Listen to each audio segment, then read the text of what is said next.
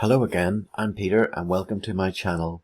In this short video we're going to look at how to take an image of a stationary vehicle, a car, a van or a truck, and make it look as if it's moving along the road.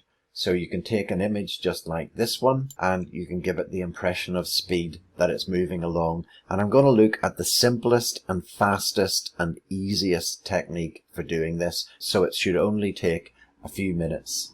Let's get started. So first of all, I'll get rid of the work that I've previously done to create that image, and we'll start again. Here we have just a simple image of a vehicle stationary on the road. First of all, I'm going to duplicate the background layer, and on the background copy, then we can select the vehicle. I'm going to start with the easiest way, which is to use select subject. So Photoshop does a little bit of thinking, and then it does actually, in this case, a pretty amazing job of selecting out the van, including the ladder that's on the top. But we're going to refine it just to get it a little bit better than that. I'll use the select and mask tool, and I'll zoom in to 100%, and we'll patch this up. I'm not going to waste time on the video showing you how to do that selection. That's another subject, but we're going to start again as soon as the selection is complete. I've now selected the van, and note that I've included in the selection the bit of background that you can see through the window of the van.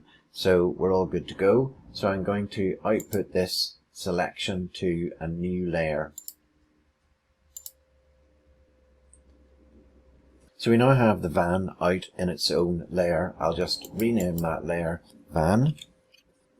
I'm going to rename the background copy layer blur. I'm going to just switch off the visibility of the van layer, and I'm going to take the blur layer and I'm going to reactivate that selection by control clicking on the layer that has the van in it. So we now have a selection with the van on the blur layer. So we're going to expand that selection a little bit. So I go to select, modify, expand, and we'll expand it by 5 pixels.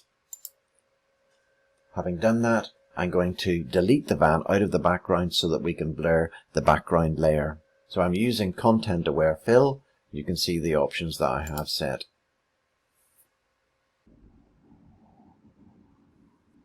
Content Aware Fill has removed the van from the picture. I'm using Control D to deselect that, and we now have a background layer without the van included in it. And this is the layer that we're going to blur. So I'm going to go to Filter, Blur, and Motion Blur.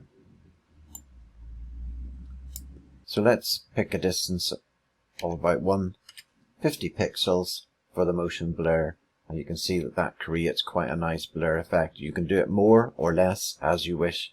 The direction of the motion blur is set here, and I want to set it to about +2 degrees because the ground is sloping up so very slightly.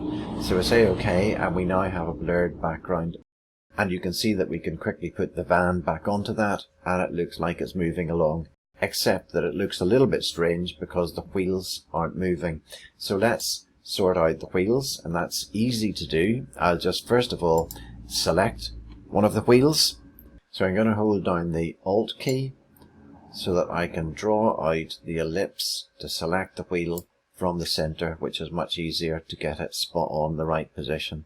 So having selected the wheel, we go to Filter, Blur, and in this case, Radial Blur.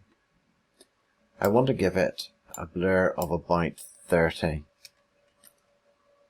You can experiment with this and see what you think, but I think that looks like the wheel's spinning along nicely. So what we can do now is basically move that selection over onto the other wheel, and do the same filter over again. It stays in position at the top of the menu, and we've made the other wheel then spin in the same way. Type Control D, and our van is now complete. You can see now that the van looks as if it's moving along at a good speed, and the work is done and the image is created. That's the before and that's the after.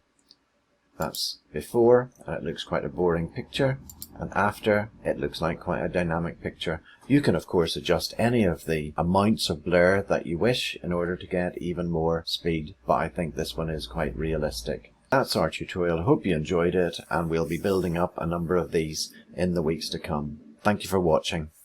If you enjoyed this short tutorial, then please subscribe to this channel and hit the bell so that you get notified of new tutorials as they're uploaded. I'll be posting a new tutorial each week. I try to keep the tutorials as practical as possible so you'll build up your skills in Photoshop, Lightroom, Premiere and After Effects.